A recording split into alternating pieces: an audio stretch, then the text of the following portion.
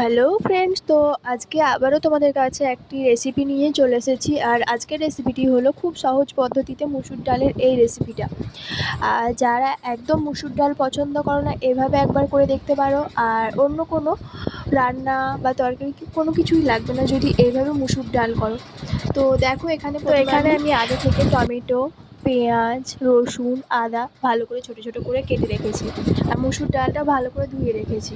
এখন আমি মুসুর ডালটা নিয়ে নেবো একটি কড়াইয়ের মধ্যে।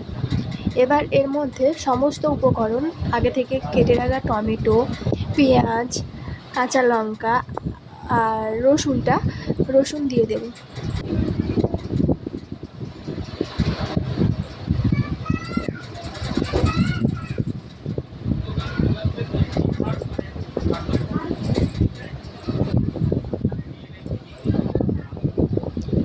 তো তোমরা যারা মুসুর ডাল পছন্দ করো না, একবার হলে অবশ্যই এই রান্নাটা দেখবে। এবার আমি এর মধ্যে দেবো পরিমাণ মতো লবণ, পরিমাণ মতো হলুদ,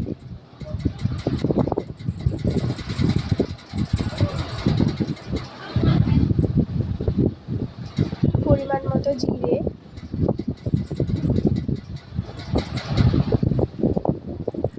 পরিমাণ মতো লঙ্কা গুঁড়ো।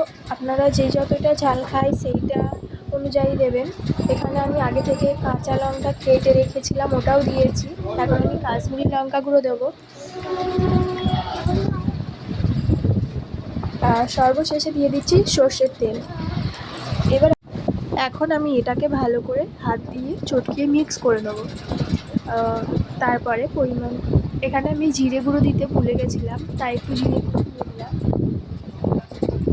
এখন আমি ভালো করে মিক্স করে নিচ্ছি। আর মিক্স করা হয়ে গেলে পরিমাণ মতো জল দিয়ে দেবো।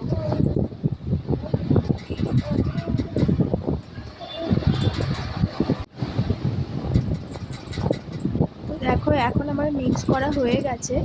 এখন আমি এর মধ্যে পরিমাণ মতো জল দিয়ে দিচ্ছি। জল দিয়ে এটাকে ভালো করে সেদ্ধ করে নেব।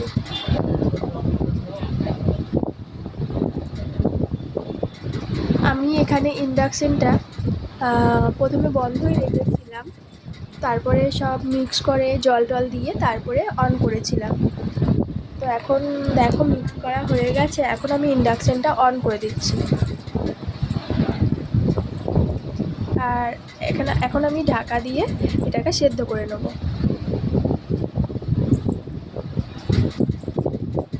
তো দেখো, এখন ডালটা খুব ভালোভাবে সেদ্ধ হয়ে গেছে, তোমরা বুঝতেই পারবে। আর জলের পরিমাণটা ঠিক এতটাই থাকবে, হয়তো একটু জলটা মরবে, কিন্তু এর থেকে বেশি জল থাকলে অতটা টেস্ট হবে না। তো তোমরা ঠিক জলটা এতটাই রাখবে। এর থেকে জলটা আরও শুকিয়ে নিতে পারো, কিন্তু জল বেশি রাখলে ভালো হবে না। তো দেখো, এখন ডালটা খুব ভালোভাবে সেদ্ধ হয়ে গেছে। তো দেখো, আমার রেসিপিটি কমপ্লিট। এখন নামিয়ে সর্বশেষ কাঁচা লঙ্কা আর একটু কাঁচা তেল দিয়ে দিয়েছি।